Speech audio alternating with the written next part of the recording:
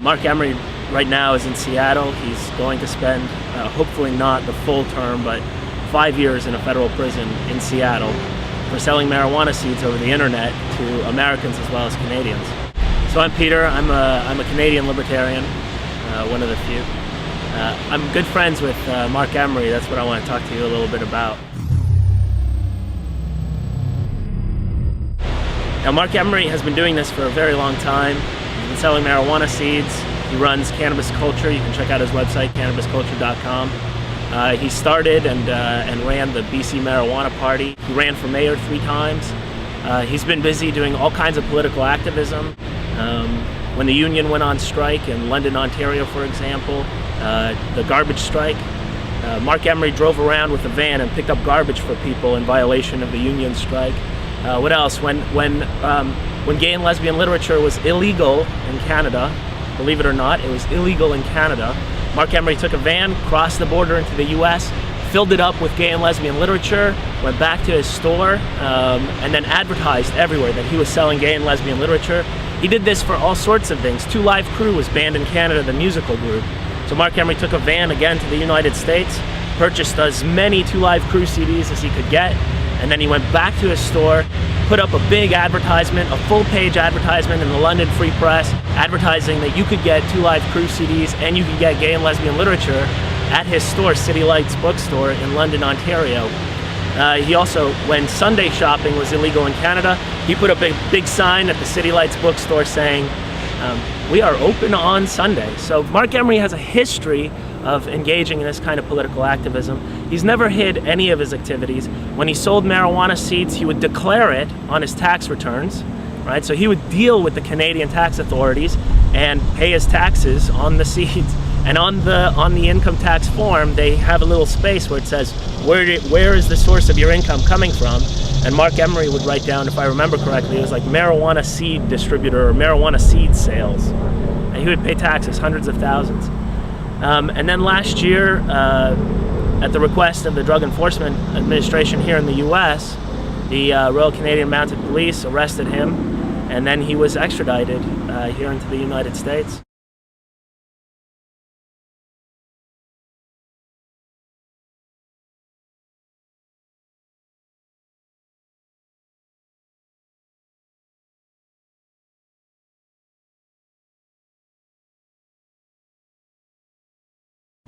He's now facing 5 years. I think August 27th is when when his sentence will be handed out. So we'll see whether or not he gets the full 5 years. I think he will. It's possible that Marc Emery might be taken back to Canada. The U.S. officials have said that they'd be willing to send him to Canada if Canada formally requests that Marc Emery spend his time in a Canadian prison rather than in an American prison. One more important thing is this. In Canada, one person has been charged for selling marijuana seeds. The penalty that person received was a $200 fine. Marc Emery has spent, at most 2 months in a prison in Canada for distributing marijuana, which is different. Not for selling marijuana seeds, but because he passed a joint at a rally and they busted him for marijuana distribution. So at any rate, in Canada, the maximum fine, as far as we know from precedent, is a $200 fine, maybe at most a month in prison. Here in the US, he was facing 5 years, he is facing 5 years in a federal prison. I'm surprised that Canadians just sort of let him be taken by the US authorities, and I hope maybe you can do something about it as well. There's a few things that you can do. If you're Canadian, you can contact your local member of parliament or somebody in government. Let them know that you're upset about Marc Emery being in the United States. Let them know that you want this political activist to be either brought back to Canada or just outright released, right? You can agitate a little bit to change the laws in Canada. I'd like to see marijuana legalized, but decriminalized is fine too. And we should do what we can to sort of bring Marc Emery back to Canada. Hey, what's up, y'all? It's Pete. Just want to add a personal note to this story. I had the good fortune to meet Marc and his wife Jody back in the summer of '08, and they're good people.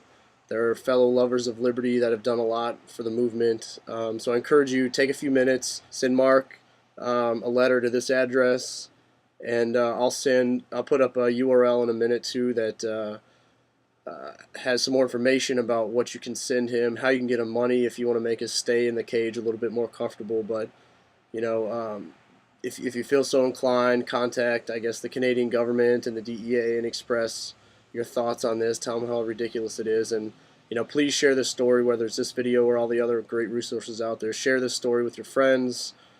As the Strike the Root sticker behind me says, "Do own yourself." That's essentially what this comes down to. Mark was arrested for selling seeds. So, where's the victim? Where's the crime? Mark said, "Hey, I have this product, these seeds," and people said, "Hey, I have this money," and they reached consensual arrangements, and that was it. There was no violence. There was no force. It's purely political. The government's just trying to quiet those who question their authority.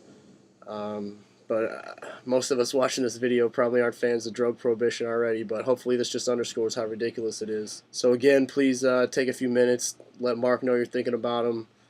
Maybe change your profile pic to Free Marc Emery, or do what you can. This is ridiculous, and if we don't speak up for Mark and these kind of stories, then the government's just going to continue to go after folks that do question them, and one day that could be you.